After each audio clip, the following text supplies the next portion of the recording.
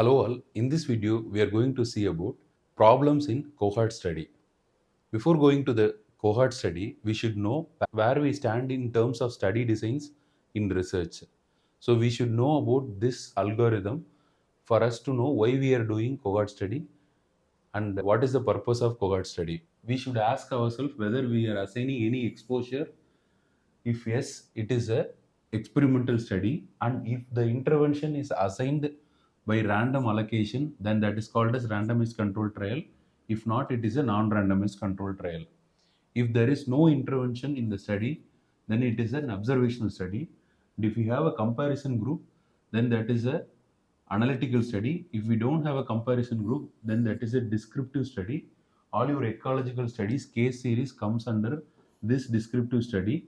Then under analytical study, we should ask the direction of our study, that is the exposure and the outcome. If we are studying both exposure and outcome at the same time, then that is called as cross-sectional study. If you are starting from exposure and looking for outcome, then that is called as cohort study. If you are starting from outcome and looking back for the exposure, then that is called as case control study, otherwise called as retrospective study. Whereas cohort study is otherwise called as prospective study or longitudinal study, or otherwise called as incidence study, since we can calculate incidence in these studies. We have to understand the fact that case control study is the first step to test the causal hypothesis, that is association between two factors will become a cause. In your cohort study, we have a better understanding of two factors, better understanding of causal hypothesis. Now, as I told earlier in the case control study, the three rules for constructing this 2 by 2 table stands same for this cohort study. That is, rule number 1 is the outcome should be on the top, that is the disease or the outcome should be on the top, the exposure or the risk factor should be on the side. So the disease should be on the column side and the exposure should be on the row side. That is the rule number 1. Rule number 2 is always we should make the positive, that is present or yes first, positive first in both the risk factor and the disease. Then the third rule is we should make the A, B, C, D in correct order, that is A, B, and C, D. It is not A, B, and C, D. So we should go via like this zigzag manner, that is A, B, and C, D. And in the table, we will understand this is A plus C, this is B plus D, this is A plus B, this is C plus D, this is A plus C plus D. In other words, this is diseased, this is non-diseased or healthy, this is exposed, and this is non-exposed, this is total population.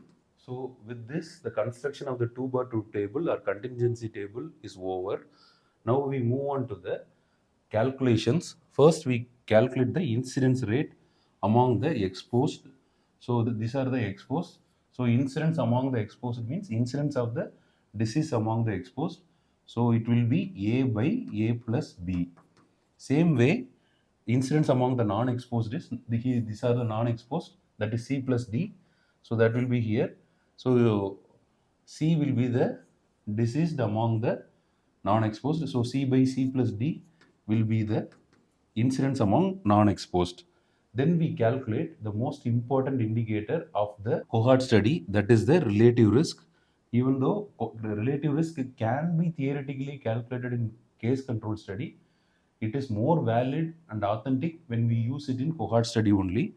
So this is relative risk can be calculated by incidence rate among the exposed divided by incidence rate among the non-exposed. As the name indicates, it is the relative risk. So risk of the individual in relative to the, that is risk of the exposed in relation to the risk of the non-exposed. So that is the risk among the exposed divided by risk among the unexposed, incidence among the exposed divided by incidence among the unexposed. That is the relative risk. Again, the interpretation for relative risk remains same. That is, when it is equal to 1, that means there is no effect. When it is greater than 1, it is positive effect, or the presence of exposure increases the chance of the outcome. The presence of the risk factor increases the chance of the disease, Whereas if it is less than 1, it is a negative factor or the protective factor. The presence of the factor reduces the chance of the disease to occur. That is, vaccines in case of diseases, seat belt, helmet in case of RTA mortality, exercise in case of cardiovascular diseases, all have odds ratio less than 1, and they will be called as negative factors or negative associated factors. So that will be the interpretation for relative risk as similar to your odds ratio. And attributable risk is given by the formula incidence among the exposed minus incidence among the non-exposed divided by incidence among the exposed. So this is the formula for attributable risk. What it means is, if relative risk gives the risk of the individuals exposed compared to the non-exposed, whereas attributable risk gives the number of total cases contributed to due to the exposure factor.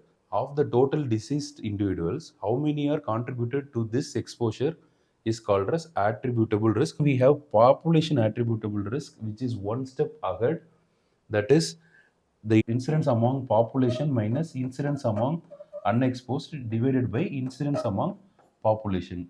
What it means is, if suppose we remove this risk factor from the population, how many number of cases can be prevented will be the population attributable risk. So population attributable risk and relative risks are commonly used terms in cohort study. We always have a comparison between this relative risk and attributable risk. Relative risk is the strength of the association between the cause and the effect, but attributable risk is the term which is more used in programs and policy when it comes to the preventive community recommendations. Now we will work out one problem with the cohort study. In a population of 10,000, 3,000 were smokers.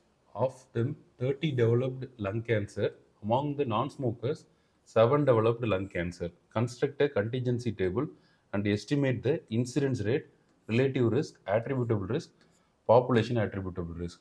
So first step, we need to construct the table correctly.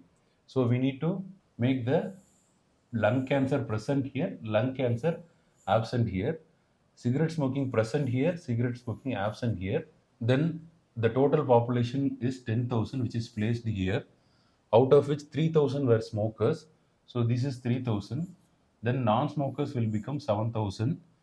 So of the smokers, 30 developed lung cancers. So of the smokers, 30 developed lung cancer. So this will become 2970. Among the non-smokers, 7 developed lung cancer. So among the non-smokers, 7 developed. So this will become 6993, and this will become 9963, and this will become 37. So the construction of 2 by 2 table or the contingency table is over. That is the most crucial step that we need to do it correctly. So first we should calculate the incidence rate among the smokers. We will write here A, B and C, D. So incidence among the smokers is A by A plus B. So A by A plus B here into 1000. We can express it in percentage or it in per thousand population also. We will substitute the values here. 30 by 30 plus 2970, which will give 10 per thousand as the incidence among the smokers. Same way incidence rate among the non-smokers. So this here is the non-smokers. So that 7,000 will be present here, and 7 will be present here. So it will give 1 per thousand. So incidence among non-smokers is 1 per thousand. So if we calculate relative risk, so either we can make it like A by A plus B directly divided by C plus D directly, or you can calculate incidence divided by incidence among the exposed divided by incidence among the unexposed. So that is 10 divided by 1. So which will yield your 10 here.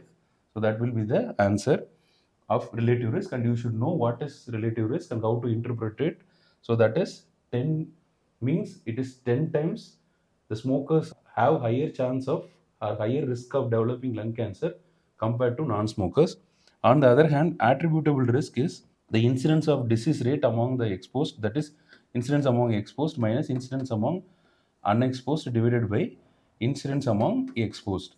So we will substitute this. So 10 minus 1 into divided by 10 into 100. So which will give 90 percentage. So the attributable risk is 90 percentage, which means out of the lung cancer, 90 percentage is attributed due to smoking. So that is the interpretation of this attributable risk. Next, we move on to the population attributable risk.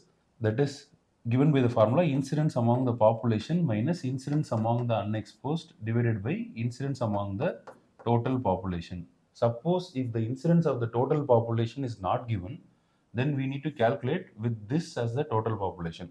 So if we have to calculate incidence of the disease rate with the total population is 37 and the total population is 10,000. So if we total it, we will get 3.7 per thousand as incidence among the population.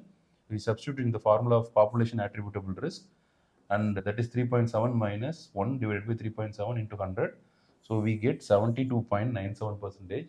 And what it means is, so 72.97 percentages of the cases of lung cancer can be eliminated if we remove smoking from the community. So that is the interpretation of the population attributable risk. So to sum up, in this presentation of cohort study, we know how to construct the 2 bar 2 table correctly. We should place the outcome on the top and exposure on the side. Positive, that is yes first, no next, yes first, no next. Then A, B, and C, D. That is the way we should arrange the 2 bar 2 table. Then we should calculate the incidence among the exposed and incidence among the unexposed. So we calculate the relative risk, which is given by the formula incidence among the exposed divided by incidence among the unexposed. And then we calculate the attributable risk, we calculate the population attributable risk, and we should know the interpretation of all this relative risk, attributable risk, and population attributable risk. Hopefully you have understood about cohort study and its calculations. If you like this video, please click on the like button and share it to your friends. If you haven't subscribed to the channel, please subscribe. Thanks for watching.